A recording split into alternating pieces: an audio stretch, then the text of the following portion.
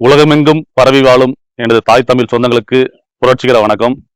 இப்ப நம்ம எங்க இருக்கோம்னு பாத்தீங்கன்னா திட்டக்குடி சட்டமன்ற தொகுதி, அதாவது திட்டக்குடி சட்டமன்ற தொகுதி கடைகோடி கிராமம். இது இந்த கீழ் உரத்தூர் என்ற கிராமம். இந்த கீழ் உரத்தூர் கிராமத்துல தான் திட்டக்குடி சட்டமன்ற தொகுதியோட வேட்பாளர் பெண் வேட்பாளர் வே மகாலட்சுமி அவர்கள் இங்க வந்து வேட்பாளர் நிற்கிறாப்புல. அவர் வந்து பாத்தீங்கன்னா ஆசிரியரா இங்க பக்கத்துல தனியார் பள்ளியில் வந்து பணிபுரிஞ்சிட்டு இருக்காப்புல. இந்த தேர்தலில் 117 பெண்கள்ல அவரும் ஒருவர், ஒரு சிறப்பான தமிழ் தேசிய பற்றாளர். அவங்க குடும்பத்துல வந்து பாத்தீங்கன்னா சிறந்த தமிழ் தேசிய பற்றாளர் அடையாளப்படுத்தலாம். 2017 காலகட்டத்தில இருந்து வேட்பாளர் சந்திக்கிறதுக்காக நம்ம இங்க வந்திருக்கோம். அவரை நேரில் சந்திச்சு அவரை நேர்காணல் பண்ணலாம். வேட்பாளர் பாத்தீங்கன்னா எளிய பின்புலத்துல இருந்து வந்தவங்க, விவசாய குடும்பம்.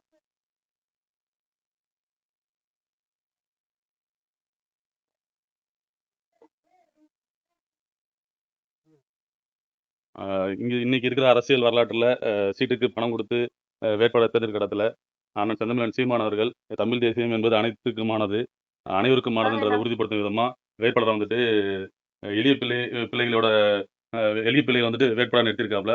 அது உதாரணம் மகாலட்சுமி தங்கச்சி. உங்களை தமிழ் உறவுகளுக்கு அடையாளப்படுத்திங்க. தாய் தமிழ் உறவுகளுக்கு வணக்கம். நான் உங்கள் திட்டக்குடி வேட்பாளர் மகாலட்சுமி கருணாகரன். எனக்கு இந்த வாய்ப்பை வந்து சீமானன் அளிச்சிருக்காங்க. எனது உறவுகளுக்கும் எனது மனமார்ந்த நன்றி.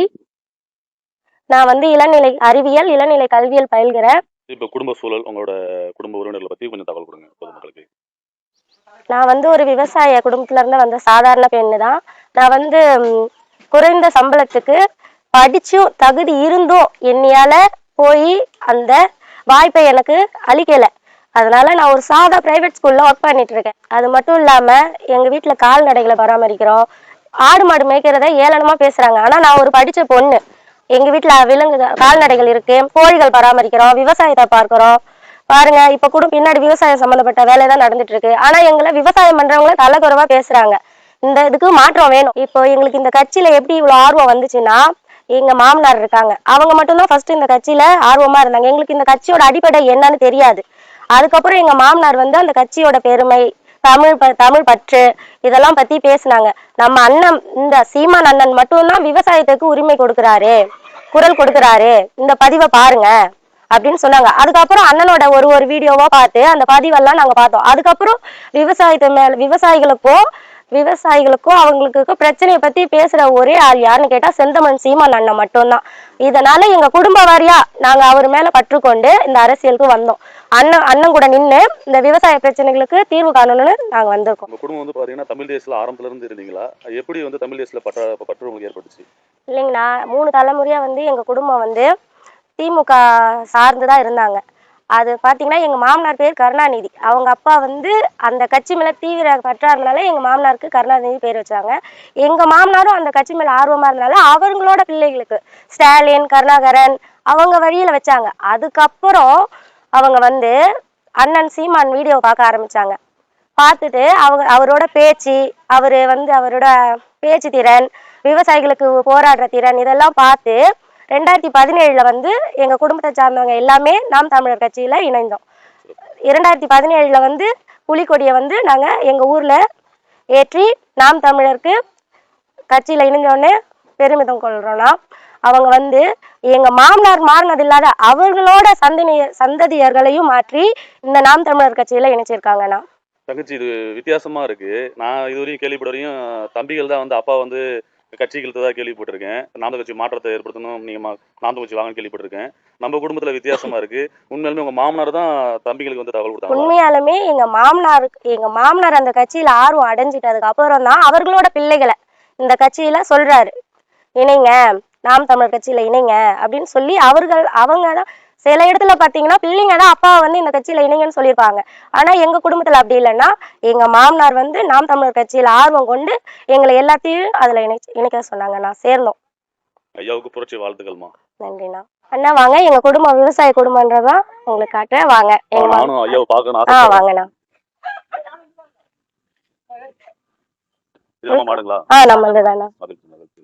முழுக்க முழுக்க விவசாயம் சார்ந்த குடும்பம் தானா. அவங்க எங்க மாமனார், அவங்கதான் இந்த கட்சிக்கு நாங்க வர்றதுக்கு மிக நாட்டம் கொள்றதுக்கு அவங்கதான் முக்கிய காரணம். அடிப்படை காரணமே அவங்கதான். எங்களுக்கு இந்த கட்சியை பத்தி தெரியாது, முழுக்க முழுக்க புரிய வச்சவங்க அவங்கதான். விவசாயம் பண்ணல எப்படிங்க போயிட்டு இருக்கு? போயிட்டு அண்ணன் சீமான் வந்தா எல்லாம் செய்யறது நம்புறீங்களா? காலகாலம் நாங்கள் இறங்கிட்டோம்ல. மகிழ்ச்சி மகிழ்ச்சி மகிழ்ச்சி. உறுதியாங்க நம்ம நிக்கிறதே விவசாய சின்னம் தான். தங்கை மகாலட்சுமி வந்து நீங்க சிக்கல்கள் இடைஞ்சல்கள் இடையிலையும் வந்துட்டு அவங்களை வேட்பாளர் நிறுத்திருக்கின்றது. அண்ணன் செந்தமிழன் சீமான் இத்தனை நாளா வந்துட்டு உயர்த்தி அந்த கத்திய குரலுக்கு கிடைச்ச வெற்றி இது. நீங்க வந்துட்டு உங்களோட பாப்பா நிக்கிறத பத்தி நீங்க தகவல் கொடுங்கய்யா. இல்ல இது நம்ம நினைச்சு செத்து போனா அந்த இதுல நடக்கும்னு சொல்லுவாங்கல்ல, அது மாதிரி நமக்கு நடந்திருக்குது. நான் எதிர்பார்த்தது நம்ம தமிழ் தேசியம் வெல்லுங்கிறதான் பண்ணிட்டு இருக்கான். அப்புறம் அது எனக்கு இது வென்ற மாதிரி தெரியுது நமக்கு. ஏன்னா இந்த தகுதி நமக்கு, நான் வீட்டில் ரேஷன் அரிசி சாப்பிட்றோம், மாடு மேய்ச்சிட்டு இருக்கிறேன். இது கிடைச்சது மிகப்பெரிய இதாக தான் நினச்சிட்டு இருக்கேன். இது அண்ணனுக்கு தான் வாழ்த்து சொல்லணும். அது அண்ணன் சாத்தியப்படுத்திட்டே இருக்காருல்ல தொடர்ச்சியா. கண்டிப்பா எளிய ஏழ்மையான குடும்பத்துல இருந்து விவசாயிகளுக்கும் வாய்ப்பு கொடுக்கற ஒரே கட்சினா நாம் தமிழர் கட்சி தானா ஐயா? இப்ப விவசாய பணி நம்ம சொல்றோம், ஆனா நிறைய உறவுகள் வந்துட்டு விவசாய பணி, அதுக்கப்புறம் வந்துட்டு சீமான் சொல்றாப்புல விவசாயர் வந்துட்டு அரசு பணி ஆக்கும்னு சொல்றாப்புல, அப்படின்றதெல்லாம் வந்து பாத்தீங்கன்னா இன்னும் வந்து கேலி கிண்டல் மற்ற கட்சிகள் வந்து சொல்லிடுறாங்க. அதுக்கு உங்களோட கருத்துக்கள் என்னன்னு தெரிஞ்சுக்கணும்னு ஆசைப்படுறோம். ஒரு விவசாய குடும்பமா இருக்கிறதுனால. விவசாயம்னா நாங்கள் விவசாயம் பண்ணதான் சிட்டி இருக்கிற சாப்பிட முடியும், சரியான கிடைக்கும். ஆடு மாடு மேய்ச்சாலும் சரி, அது எது பண்ணாலும். இப்போ டீ வேணும் காலையில் ஏஞ்சி சூடு ஆள் கொடுக்குறது, பைப்பில் வந்து திருவிட்டு குடிக்க போகிறோன்னு. நாங்கள் ஆடு மாடு மேய்ச்சி 10 ரூபா காசு வாங்கினாலும் சரி தான், நாங்கள் கொடுத்தா தான் பாலை குடிக்க போகிறோம். ஆட்டுக்கறி வேணும், ஆடு மேய்ச்சா தான் ஆட்டுக்கறி செய்ய முடியும். இல்லை வேறு எந்த கறியாக வந்துமாங்க. பேசுறதுக்கு எவ்வளோ மனசுலாம் இருக்கும் அவனுக்கு. ஆனால் அப்படி நெக்கலாக பேசுவோம் இந்த கட்சிங்கிறதால. ஏன்னா உண்மையாக இருக்கிற கட்சி எவனுக்குமே நாட்டில் பிடிக்கிறது இல்லை. பணத்துக்கு வேணால் வேலை பார்க்குறவனா நிறைய பேர் இருக்கானு. நம்ம கட்சி அப்படி இல்லை. செத்தாலும் சரி தான், கொள்கையாக நிற்கிது பாரு, அதுதான் வேணும். நாங்கள் ஜெயிக்கிறோம் தோக்கிறோம் அது வேற. நாங்கள் வேற அவர் தான் எங்கள் குல தெய்வமே அவர் தான். விவசாயம் ஒன்றும் பண்ண முடியாதுங்கய்யா. அதுதான் நம்ம சோறு போடுது. இப்போ நாங்கள் எல்லாமே விவசாயம் தான். நாங்கள் மாடு மேய்ச்சி தான் எங்கள் குடும்பமே ஓடுது. மாட்டை பற்றி என்னன்னு தெரியாது. இப்போ 7-8 வருஷமா மாடு வச்சுக்கிறோம் ஐயா. நாங்கள் மாடு 8 வருஷம் வச்சுக்கிறோம். 8 வருஷம் மாட்டால் தான் சாப்பிட்றோம். மாடு எனக்கு பிடிக்காது, ஆனால் இவர் சொல்லி மாடு வச்சுக்கிறதால தான் நாங்கள் சாப்பிட்றோமே. நாங்கள் 200 ரூபாய்க்கு கூலிக்கு போறையா, அந்த 200 ரூபாய் வச்சு நான் சாப்பிட முடியுமா? என் மாடு காட்டில் விவசாயம் பண்ணுறோம், இதான் நாங்கள் சாப்பிட்றது. இப்போ பசங்க சம்பாதிச்சு வர்றது, வீட்டுக்காரருக்கு போகிறது, இதெல்லாம் வேற. நாங்கள் விவசாயத்தில் தான் சாப்பிட்றோம். அங்கே சாப்பிட்டு மீதி அப்புறம் காசு விற்கிறமல்ல, அது அவன் கோடி கோடியே சம்பாதிப்பான். அவன் பணத்தை இப்போ நாங்கள் உழைச்சுதான் அவங்களுக்கு தரோம். அவங்க அதனால தான் சாப்பிட்றாங்க சொகுசா. இல்லைன்னா சாப்பிட முடியுமா? விவசாயத்தில் வரதால தான் சாப்பிட்றாங்க. நம்ம கஷ்டப்படாத அவங்களுக்கு வந்துடும். அதெல்லாம் அவங்க காசு கொடுத்து வாங்கலாம், நாங்கள் கஷ்டப்படுறதால தான் அது வருது. விவசாயம் பண்றது ஒன்றும் தாழ்வான ஒண்ணு கிடையாதுங்களா? அது வந்து நமக்கு ஒரு பொருளா அவங்களுக்கு தெரியல, அவங்களுக்கு பணம் காசு இருக்கிறதால அது தெரியல. நமக்கு ஏழ்மைக்காக நம்ம கஷ்டப்படுறோம். பணம் காசு எவ்வளோ சோறு வேணும்ல, யார் கொடுக்கறது? விவசாயியால மட்டும்தான் கொடுக்க முடியும். உருவாக்கி வேணாம். நாங்கள் விவசாயம் பண்ணாதான் அவனுக்கு கடைக்கு அரிசி வரப்போகுது. இது வந்து யாருக்கு நம்ம வந்து அவங்களுக்கு உழைச்சி நம்ம சாப்பிடணும்னு இல்லை, நம்ம உழைப்பு நம்ம சாப்பிடுறோம். இதுல வந்து அவங்க கேலி பண்றவங்க பண்ண போறாங்க. வேலையை நாங்கள் பார்த்துட்டு இருக்கோம். நாங்கள் சேர்த்துல இறங்கினாதான் அவனுக்கு சாப்பாடே. என்ன ஆடு மாடுலாம் மேய்ச்சா கேப்லான்றான், அப்புறம் போய் குண்டாஞ்சிட்டு வச்சுட்டு கடையில் நிற்கிறான். ஞாயிற்றுக்கிழமை எனக்கு நல்லா தொடக்கறியை கொடு, இல்லை எலும்பு கறியாக கொடுன்னு கேட்குறான். அது எப்படி வரும்? அவன் போட்டு வளர்க்குறான். நான் படித்தவன் நாய், அதை எடுத்தா தின்னுப்படுவான். நாங்கள் ஆடு மணி மேய்ச்சா சாப்பிட முடியாமல். அவன் எவ்வளோ பேசுகிறான், அவன் தெரியாமல் பேசியிருக்கான். அவன் வந்துடுவான், நம்ம இதுக்கு வந்துடுவான். ஐயா இப்ப நம்ம தம்பிங்க யாருன்னு சொல்லியிருந்தாங்க, ஸ்டாலின்ற பேர் சொல்லியிருந்தாங்க. எப்படி அந்த ஸ்டாலின்லாம் பேர்லாம் எப்படி எந்த தலைவர்களை வச்சிருந்தீங்க? எப்படி தெரியும் நாம் தமிழ் மாறினீங்க? ஸ்டாலின் பேர் வச்சது நான் ஆரம்பத்தில் திமுக 10-15 வருஷம் திமுகவில் இருந்தேன். ஒன்றும் தெரியாமல் இருந்துவிட்டேன். அப்போ அதனால் அவனுக்கு அந்த பேரை வச்சுட்டேன். இப்போ ஏன் அந்த பேரை வச்சு நான் கேவலப்படுறேன். இப்போ இந்த என் கல்யாணம் பண்ணி பெரிய பண்ணி உட்காந்து இது அதுக்கு பேரை பிள்ளைலாம் பேர் வச்சிருக்கேன். வேலுநாச்சியார்னு ஒருத்தர் பேர் வச்சிருக்கேன், தீரன் ஒரு பேர் வச்சிருக்கேன். இதெல்லாம் யார்? அண்ணன் சொன்னதால் தான் இந்த வேலையை செய்கிறேன் நான். இல்லைன்னா எனக்கு தெரியாது. அது என்னமோ இத்தனை நாள் சாக்கடையில் கடந்துட்டேன். இப்போ தெரிஞ்சு நான் நல்ல தண்ணிக்கு வந்து இருக்கேன்.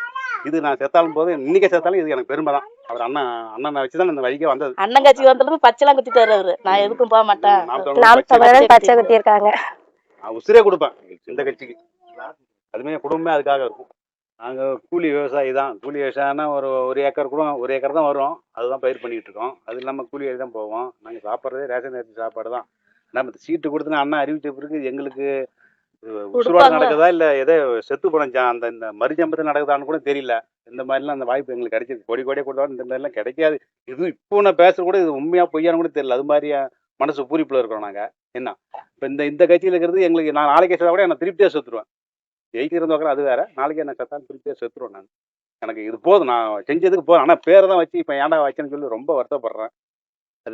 அதுக்கு பதிலாக இப்போ என் பேத்திகளுக்கு வேலுநாச்சியார்னு ஒருத்தருக்கு பேர் வச்சுட்டேன், பேரனுக்கு தீரன் ஒருத்தனுக்கு பேர் வச்சுட்டேன்.